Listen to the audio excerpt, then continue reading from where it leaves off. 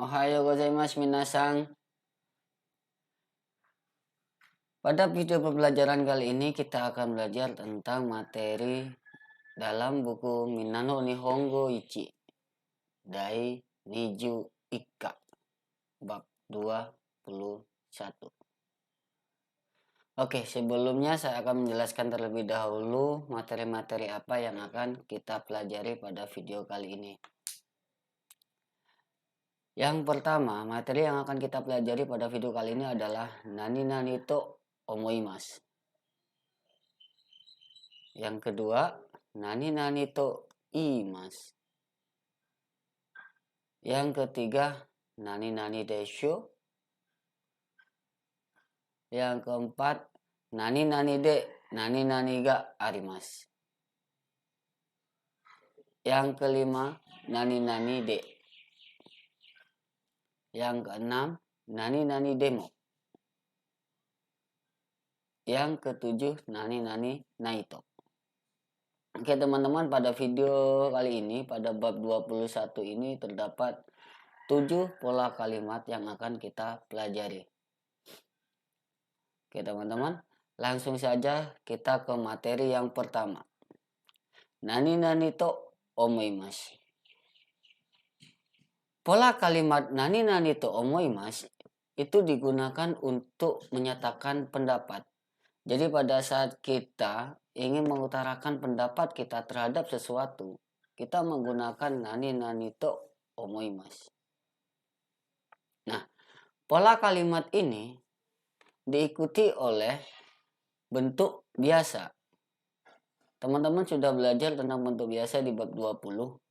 Jadi saya rasa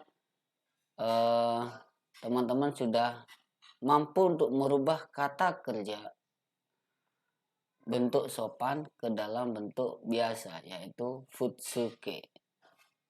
Sekali lagi, pola kalimat ini diikuti oleh bentuk biasa lalu to omoimasu. Sekali lagi ya teman-teman, pola kalimat ini diikuti oleh bentuk biasa.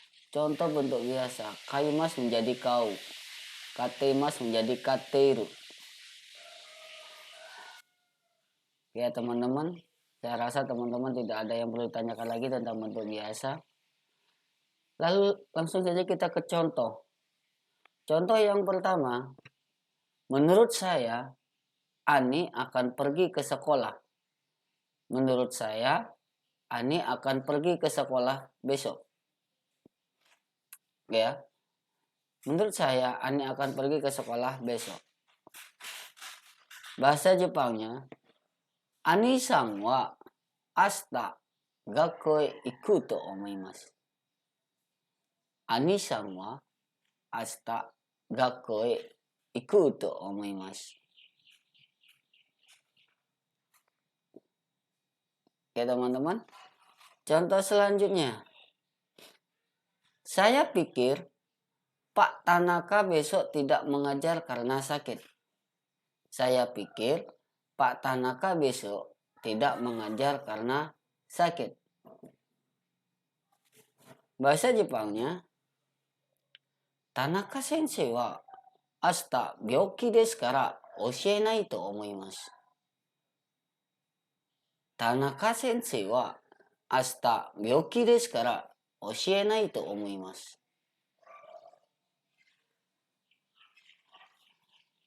Contoh yang berikutnya, bentuk biasa diikuti oleh, ini adalah bentuk oshiemasen.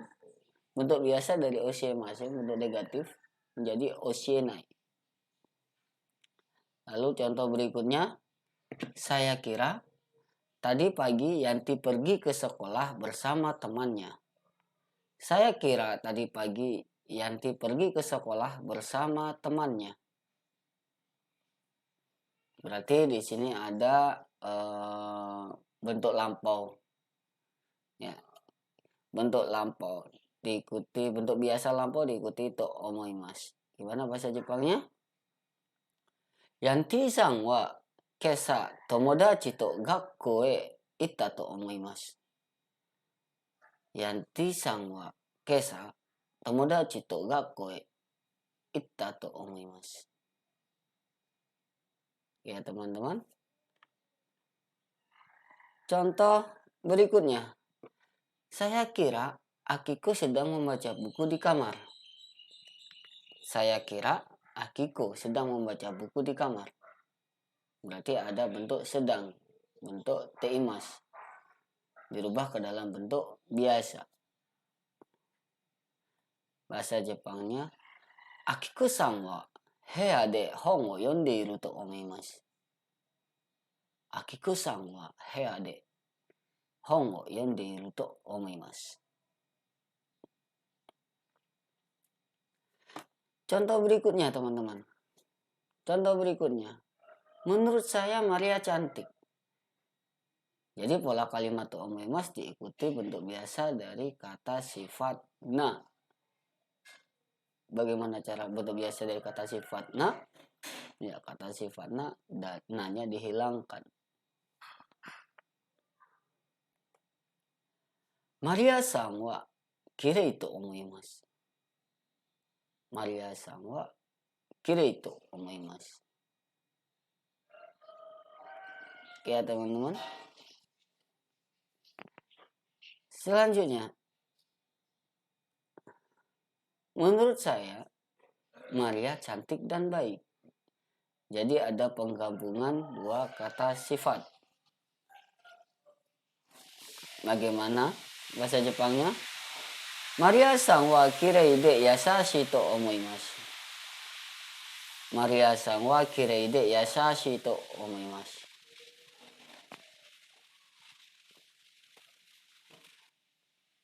Oke, langsung masuk ke pola kalimat berikutnya.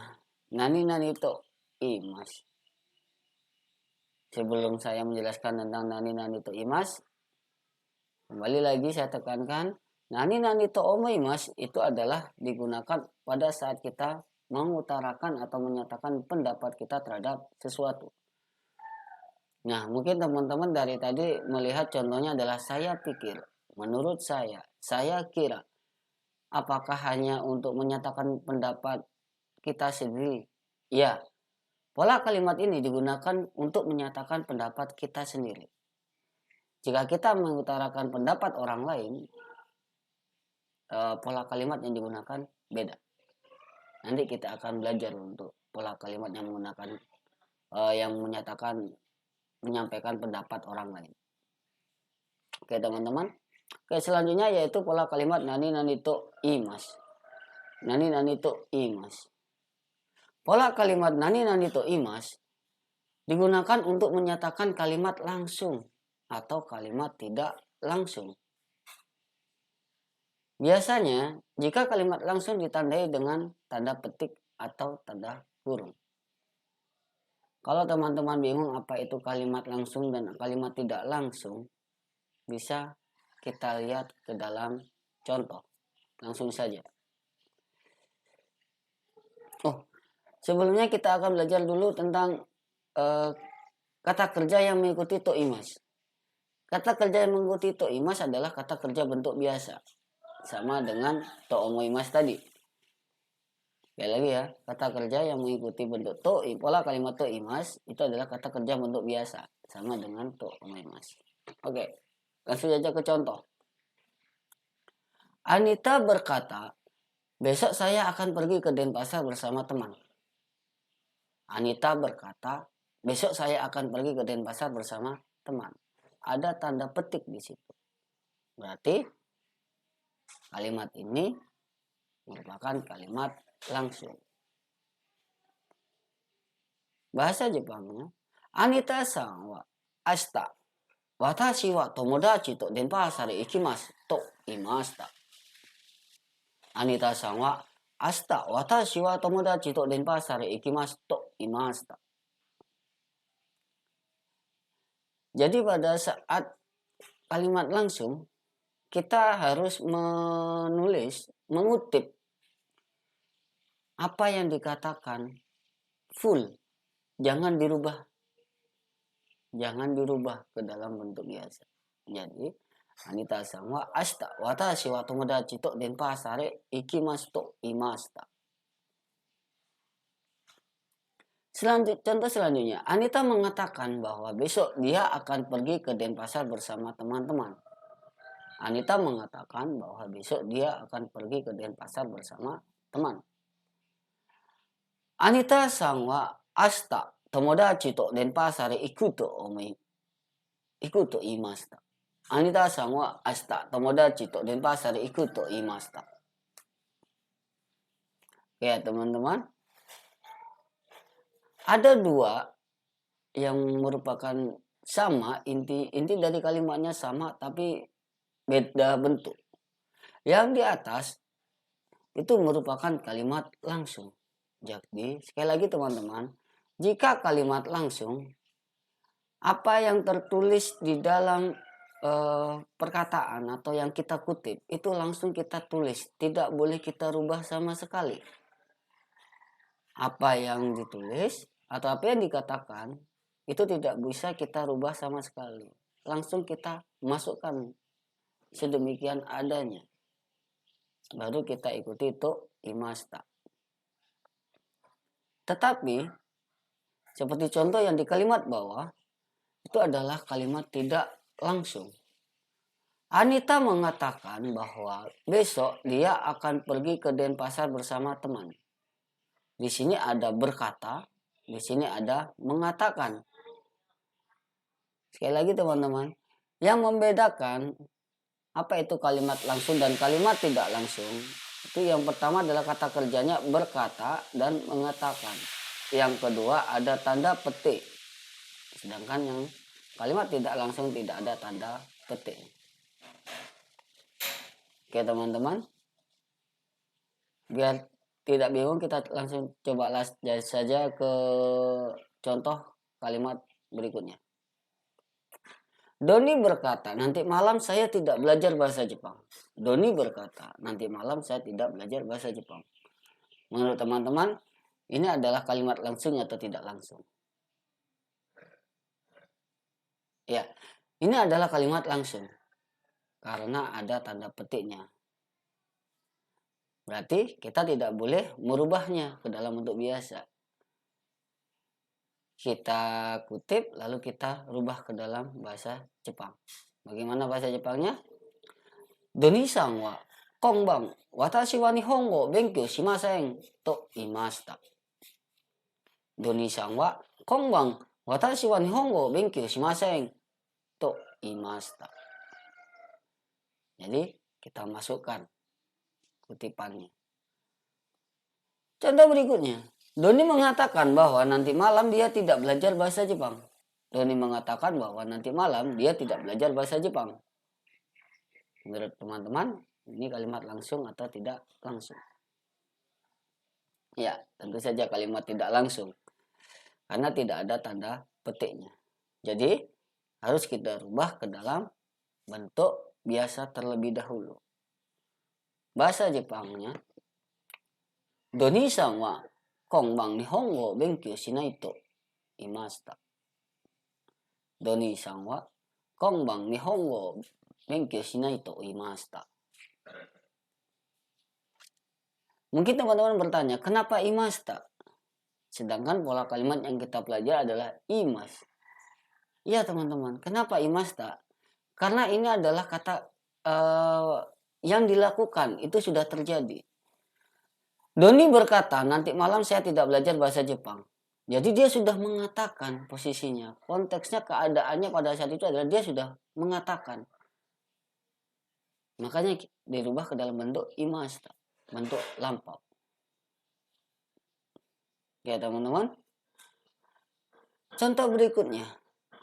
Nah, penggunaan nani to imas itu juga bisa digunakan pada saat contoh seperti contoh yang di bawah ini. Sebelum tidur mengucapkan oyasumi nasai. Sebelum tidur mengucapkan oyasumi nasai. Ada tanda petiknya. Memang ini bukan semata-mata kalimat langsung karena tidak ada berkata, tetapi ini adalah karena ada tanda petiknya, jadi kita langsung menulis, mengutip, memasukkan apa yang tercantum di dalam tanda kutip tersebut. tanpa harus kita rubah. Jadi pola sebelum tidur mengucapkan oyasumi nasai, bahasa Jepangnya adalah neruma ini. Mudah-mudahan teman-teman masih ingat ya penggunaan pola kalimat yang menyatakan sebelum. Oke, neruma ini oyasumi nasai to iimasu. Neruma ini oyasumi nasai to iimasu. Ya teman-teman. Nah, pada saat ini, dalam pola kalimat ini sebelum tidur mengucapkan oyasumi nasai, itu adalah kenapa imas? Karena ini adalah merupakan kebiasaan teman-teman. Nanti pun akan diucapkan. Maka dia menggunakan to imas. Bukan to imas. Ini belum terjadi teman-teman. Ya. Konteksnya pada kalimat ini pengucapan oyasumi nasai itu belum terjadi. Oke teman-teman. Contoh berikutnya. Sebelum makan, tolong ucapkan itadakimasu. Berarti ada pola kalimat yang menyatakan sebelum dan ada pola kalimat yang menyatakan tolong. Berarti ada 3 pola kalimat di sini teman-teman. Jadi gimana bahasa Jepangnya teman-teman? Taberu mai ni itadakimasu to itte kudasai. Taberu mai ni itadakimasu to itte kudasai. Jadi yang dirubah itu adalah tolong ucapkan ke dalam bentuk bahasa Jepang. Itte kudasai. Jadi bentuk tolong, meminta tolong, pola kalimat yang menyatakan minta tolong itu adalah nani te kudasai. Imas itu adalah kata kerja golongan 1. Jadi bentuk T-nya adalah itte. Taberu mai ni itadakimasu to itte kudasai. Paham ya teman-teman ya? Pola kalimat selanjutnya adalah desho. Nani desho. Pola kalimat ini digunakan untuk menyatakan dugaan atau menegaskan suatu dugaan. Kita sudah tahu tapi kita tegaskan lagi. Kalau dalam bahasa sehari-hari itu bisa kita artikan kan gitu ya. Contoh susah kan, terus cantik kan. Jadi kita tahu, kita menduga, tapi kita juga butuh persetujuan dari lawan bicara, istilahnya seperti itu. Butuh pendapat juga dari lawan bicara, dia sependapat atau tidak. Pola kalimat ini diikuti oleh bentuk biasa. Diikuti oleh bentuk biasa. Lalu desho. Langsung saja kita ke contoh. Nanti malam datang ke rumah kan? Nanti malam datang ke rumah kan? Kita udah kayak menyatakan suatu pendapat, tapi kita juga ingin mendapatkan pendapat dari lawan bicara juga. Nanti malam datang ke rumah kan? Jadi bahasa Jepangnya adalah konbang uchi kuru desho. Konbang uchi kuru desho. Nanti malam datang ke rumah kan? Jadi jawabannya bisa jadi kuru atau konai. Sumimasen. Kalau seandainya tidak. Paham ya teman-teman? Sekali lagi, nani desho digunakan untuk menyatakan dugaan atau menegaskan suatu dugaan kita, menegaskan dugaan kita yang butuh persetujuan dari lawan bicara istilahnya. Nanti malam datang ke rumah kan? Jadi jawabannya bisa iya, bisa tidak. Ya teman-teman ya. Contoh selanjutnya. Maria cantik bukan? Maria cantik bukan?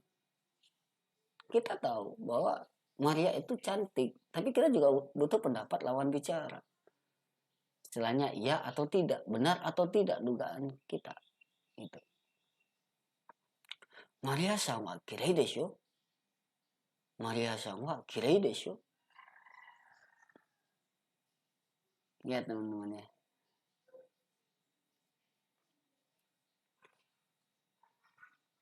Pola kalimat selanjutnya. Nani nani de, nani nani ga arimasu. Nani nani de, nani nani ga arimasu.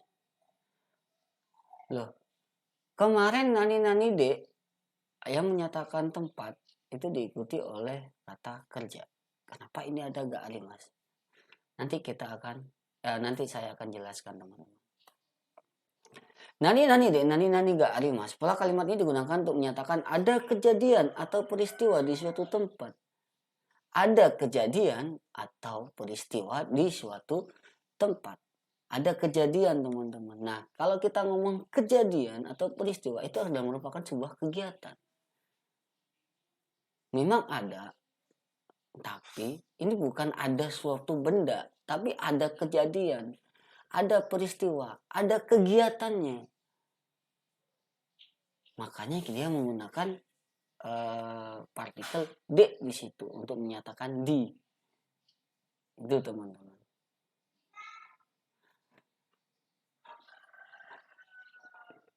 Sebelum D kita isi dengan tempat. D peristiwanya atau kejadiannya, lalu ga arimasu. Mungkin teman-teman masih bingung. Coba perhatikan contoh berikut. Di rumahnya Anton ada pesta. Di rumahnya Anton ada pesta. Nah, pesta di sini itu kan sebuah kegiatan, teman-teman. Bukan benda. Itulah perbedaannya. Kenapa kalau yang di bab sebelumnya D diikuti kata kerja. Sedangkan yang diikuti keberadaan itu menggunakan partikel ni. Hanya saja pola kalimat ini itu ada kejadian, teman-teman. Ada pesta. Di rumahnya Anton ada pesta. Pesta ini kan sebuah kegiatan. Sebuah kejadian. Sebuah peristiwa. Oleh karenanya menggunakan pola kalimat nani nani de, nani nani ga arimasu. Jadi bahasa Jepangnya adalah Anton-san no uchi de party ga arimasu. Anton-san no uchi de party ga arimasu. Oke teman-teman. Paham ya teman-teman? Beda dengan partikel D kata kerja ataupun ni arimasu. Beda. Konteksnya beda. Di sini kenapa D sedangkan kata kerjanya adalah arimasu? Karena di sini ada kejadiannya. Ada kegiatan dan ada peristiwanya. Contoh yang lain teman-teman. Di Tokyo ada festival budaya Jepang. Di Tokyo ada festival budaya Jepang. Festival budaya Jepang ini kan sebuah peristiwa, teman-teman. Ada kegiatan di dalam itu. Bukan ada suatu benda. Makanya kita menggunakan nani nani de, nani nani ga arimasu. Bahasa Jepangnya ada. Di Tokyo ada festival budaya Jepang adalah Tokyo de bunkasai ga arimasu. Tokyo de bunkasai ga arimasu.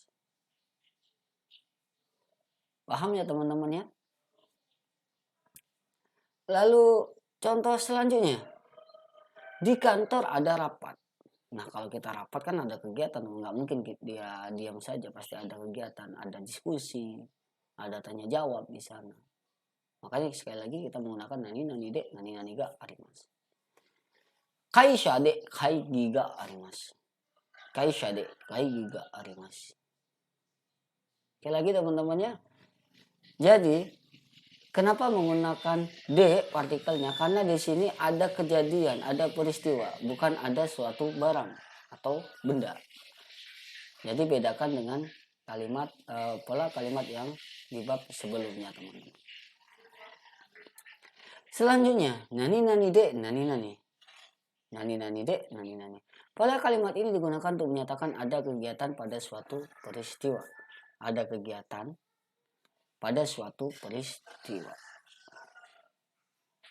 Pola kalimat ini diikuti oleh peristiwa D kegiatan. Peristiwa D kegiatan. Mungkin teman-teman bingung, apa maksudnya peristiwa kegiatan? Langsung aja kita lihat contoh. Di rapat harus mengeluarkan pendapat. Di rapat harus mengeluarkan pendapat. Jadi D itu fungsinya tetap di, teman-teman ya. Hanya saja bukan di suatu tempat, tapi di saat dalam kondisi rapat. Gitu teman-teman. Di saat istilahnya, mungkin bisa kita artikan di saat. Di saat rapat harus mengeluarkan pendapat. Pada saat rapat harus mengeluarkan pendapat. Istilahnya seperti itu teman-teman. Jadi bukan suatu tempat di situ, di bukan menyatakan tempat, tapi di menyatakan sebuah peristiwanya, kejadiannya. Bahasa Jepangnya adalah kaigi de iken wo iwanakereba narimasen. Kaigi de iken wo iwanakereba narimasen. Ya teman-teman ya. Selanjutnya, di festival budaya saya ingin membeli yukata. Di festival budaya saya ingin membeli yukata. Bahasa Jepangnya bunkai saide. Sekali lagi, bunkai saide. Yukata o kaitai desu. Bunkai saide. Yukata o kaitai desu. Ya teman-teman ya. Contoh selanjutnya. Di pestanya Anton jangan minum bir. Di pestanya Anton jangan minum bir. Jadi ada pola kalimat yang menyatakan jangan atau larangan teman-teman. Bahasa Jepangnya adalah Anton sang no party de biru wo nomanai de kudasai. Anton sang no party de biru wo nomanai de kudasai. Ya teman-teman ya. Pola kalimat selanjutnya nani-nani demo. Nani-nani demo. Pola kalimat ini digunakan untuk menawarkan sesuatu kepada lawan bicara. Kita tawarkan sesuatu kepada lawan bicara, tapi hanya satu contoh saja yang kita tawarkan. Jadi lawan bicara bisa memilih sesuatu hal yang setara. Jika itu minuman berarti ya minuman yang lain. Oke, langsung aja kita ke bentuknya teman-teman. Nani demo, nani diisi dengan diikuti dengan kata benda. Pola kalimatnya diikuti dengan kata benda. Contoh saja teman-teman. Mau minum sake atau gitu istilahnya teman-teman. Situasinya tahu kan teman-teman ya. Kita menawarkan minum sake atau nah nanti lawan bicara bisa memilih. Memilih apa ya? Memilih minuman yang ingin diminum istilahnya. Kalau tidak mau sake ya minuman apa? Gitu teman-teman. Bahasa Jepangnya. Sake demo nomimasen ka? Sake demo nomimasen ka? Contoh selanjutnya, mau makan mie ayam atau jadi sekali lagi lawan bicara memilih makanan di sini konteksnya. Diberikan pilihan makanan tentang makanan. Bahasa Jepangnya adalah mie ayam demo tabemasen ka? Mie ayam demo tabemasen ka? Tuh teman-teman. Nah, pola kalimat yang terakhir nani naito. Pola kalimat ini adalah bentuk biasa dari pola kalimat nakireba narimaseng. Apa itu nakireba narimaseng? Adalah bentuk harus teman-teman. Oke ya, mungkin teman-teman sudah masih ingat tentang pola kalimat nakireba narimaseng. Sama halnya dengan bentuk nakireba narimaseng, pola kalimat ini diikuti oleh kata kerja bentuk na. Diikuti oleh kata kerja bentuk na. Lalu diikuti naito. Contoh, harus belajar bahasa Jepang. Harus belajar bahasa Jepang. Untuk sopannya mungkin Nihongo benkyou shinakereba narimaseng. Tetapi bentuk biasanya adalah Nihongo benkyou shinaito. Nihongo benkyou shinaito. Sama saja lebih singkat sebenarnya. Tapi fungsinya sama, yaitu menyatakan harus. Keharusan.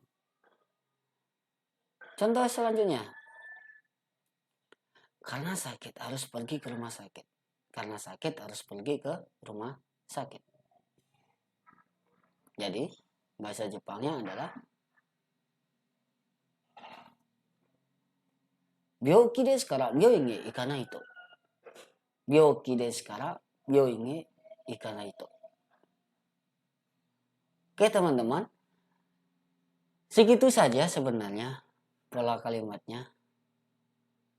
Saya harap teman-teman paham. Jika ada yang tidak paham, silakan bertanya di kolom komentar ataupun di bawah. Ya teman-teman. Sekali lagi, bahasa Jepang bisa lebih gampang dipelajari jika kita mempraktekkannya. Aja teman-teman. Mata nih.